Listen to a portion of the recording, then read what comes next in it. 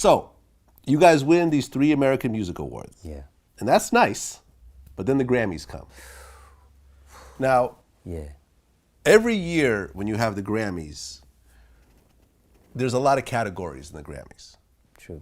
You know, they give out dozens of Grammys for... Some we don't even know about. Yeah, best comedy album. That's right. You know, best spoken word book, you know, best audio book. There's a lot of... And they don't make the cut on TV edit. Right. But there's 4 major awards. Important, yeah.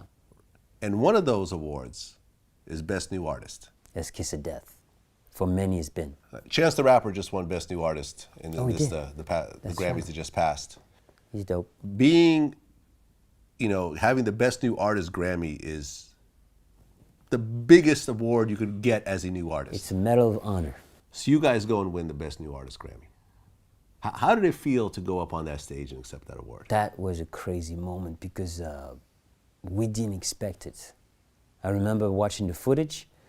We were front row, and my heart just sunk. I was like, oh no, oh no. Now we have to go accept this in front of the world, because obviously the Grammys is the pinnacle. That's the top. Yeah. It's always been like that. So for us to receive that, was like, I looked at him, was like, oh, so you got to play it off. Yeah, let's go do this. Let's get it, you know. And Rob, what he said that night, you know, when we received the award, we took it, and it was like for all the artists out there, you know. It was for other artists. We couldn't even, yeah, you know, we were accepting it. It was like, what did we say? We're going to come out like, yo, you know, right, like live on TV? No, we don't do that. It was like, phew. Well, I actually watched it, and it's very ironic what he said. He said, there are a lot of other artists in this room and outside of this room that could achieve the same award. So in a way, he was almost saying it without saying it. He was saying it without saying it. We had to do that.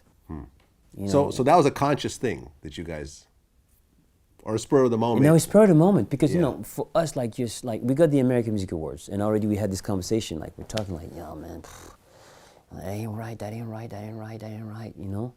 So when we got on the stage, obviously, we had to say that. We couldn't say, hey, thank you very much, you know, and now that you recall the words for me, yeah, it's exactly how we felt. Like, you know, this is for you. You know, we stood for the dream, because we came out from Europe, Germany, and being here on that stage in America, receiving, you know, this award, a Grammy of all award, was amazing. And that's why we said what we said. We felt guilty, huh? So and we carried that guilt, like I said. And after that, oh my dude, it was just like the path to destruction, because we knew the wolves were coming. Okay. They were going to get us. Because you win the Grammy for Best New Artist. Yeah. You accept the award, you take the pictures, you do the interviews and so forth. And was it 4 days later you give it back? Well, what happened was we did an interview with a journalist from the Los Angeles Times. And we said, you know, we're going to give it back. So you guys win the Grammy for Best New Artist. Then a few months later, Frank makes this huge announcement. That's right. Why did Frank make that announcement? It's a long story, but in a few words, we went against him. And when we signed this contract with him, something real strange happened in that room. Everybody's chilled. We're happy. You know, we're drinking champagne and everything. And he turns to Rob and tells him, don't ever try to fuck me. I'm like, whoa, gangster, like, whoa. Like, whoa. And then he, you know, Rob tells me, I'm like, damn, that's kind of weird. And we just kind of like, okay, whatever. You know, we kept drinking and stuff, but that thing stuck in my mind. And when we were going back and forth and butting heads, it came to that point, like, yo, that dude was like, whatever he had created in his mind was getting out of control, because he wanted us to come back and take care of second album. Right, And because we you were guys had a 3-album deal. Yeah, and we're like, hell no, we ain't doing that. No, now we want this, and we pushed him so hard Okay. because we didn't want to continue. So you guys refused to lip sync the second album. Exact, pretty 100%. Even though. But we didn't tell him. We were playing with him. Okay. What we did, we said, you know what? We're gonna mess him up. Because he wants that money. He wants that second one. He wants that second. Right. But we ain't gonna give it to him. So we're just gonna play him. So he's like, no, we want this now. We want this now. And We're staying over here now. What were you asking for? More money. Okay. Because that's what it comes down to. So it's like, we want more. And he was like, no, I ain't doing that. He's like, no, that's and all that. But hundreds of millions of dollars are being made. I mean, didn't you Yeah. guys renegotiate your contract a couple times along the way? No? No.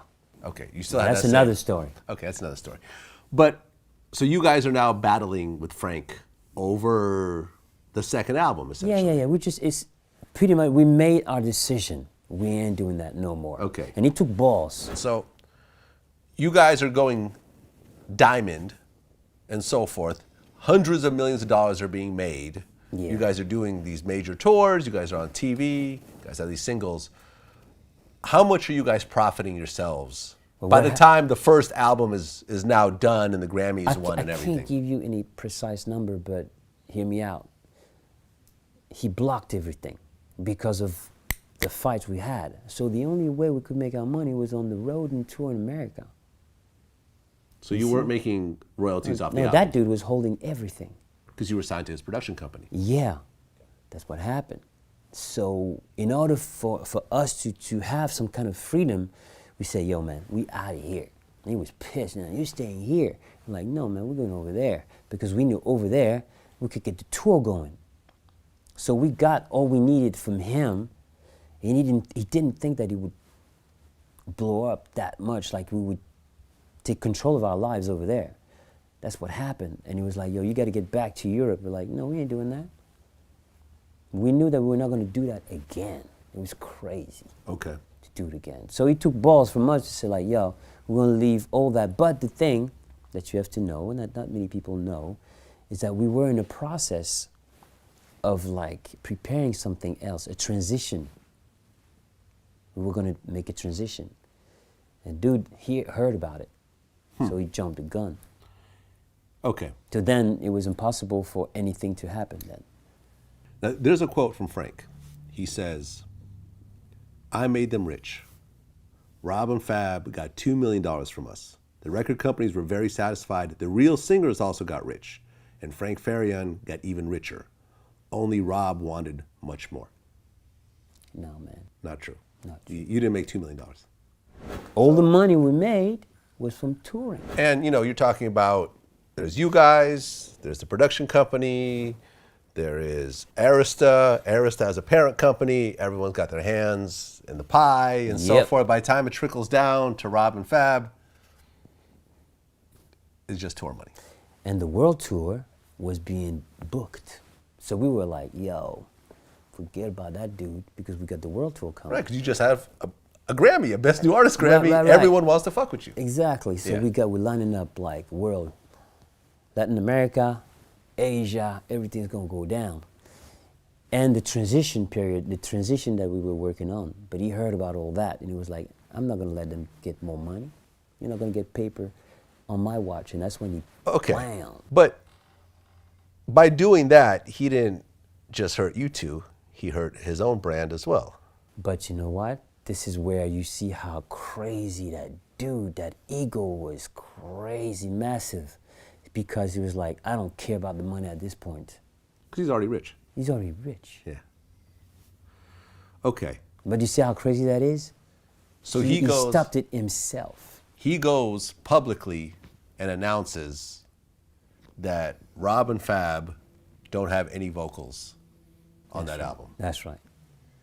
When you first heard that announcement, what went through your head? Relief. Relief. Yeah. It was like, now I can, at first it was relief. It was like, I can walk free. I don't have to carry that secret on my back. It's on your back, but it's in your gut. And it's like, it's always like, when is it gonna happen? When is it gonna happen? When is it gonna happen? When is the bomb gonna explode? finally it explodes. So then you feel like, whew, but then comes next. You know, action equal reaction. Okay. Well, you felt relieved. How did Rob feel? He wasn't happy, even though we caused it. He wasn't happy. I wasn't happy as well. I was relieved, but then I was like, ah, damn. You know, now our world is going to change. We didn't know how much it was going to change, but it was going to change, and drastic, which means in one day, and you know, fame as a way to just disappear step by step. But it's a gradual process. But suddenly, from one day to the next, is kaboom. You're no longer that king. You know, you're like, that guy, he didn't sing on the record. You know, and then the jokes are starting to pop, but like for real. Right. Now. I think I remember Yo MTV Raps did a skit about you guys. I didn't see that one. You didn't see that one? I didn't see With that one. Ed Lover and Dr. Dre? No, I didn't see that one. They had they call themselves Silly Vanilli. Oh, and I think that they had the braid wigs and, you know. I mean, listen, man, we were easy targets. Easy targets. Easy, man. I mean, come on. So. Well, so the news comes out. How long after the news coming out did you guys give back the Grammys? Well, you know, everybody wanted to talk to us then. So I think the first people who got to us was the Los Angeles Times. Yeah. I can't tell you exactly, but it went pretty fast. Okay. Yeah. This was the first. And let me tell you something that I have to clear up is like, I like it because you said we gave it back, because in the press it's always said it was taken away. Yeah. And they said it was taken away because of the fact that when we did that interview with the journalist, we told him, hey, we want to give it back. But he had an interview with Naris that same day. They jumped the gun. So then it was like, we want it back. But in reality, we wanted to give it back. Okay. This was the first and only time in the history of the Grammys that a Grammy was returned. Right. You guys did a press conference about it. Yeah, that thing was insane. I think you started the press conference by actually rapping your part in Girl You Know It's True to try to show people that you actually actually can. it was a recording. We recorded some stuff to let people know, like, yo, we can do this. Okay. Yeah. And I think I remember Rob saying, he said, no, really, we could sing. And he sang his, you know, Girl You Know It's True, like, you know, but at that point, the circus was in full swing. Listen, it was just, you couldn't stop it at this point. Like, it was just so massive. It was Desert Storm and Milli Vanilli at that time. You know, it was everywhere. And like I said, we were easy targets. But you know what did hurt us the most was we felt like we were part of a family. You know, there were a team of people, there was staff, there was a lot of people, you know, because it's ludicrous to think that those two guys orchestrated the whole thing.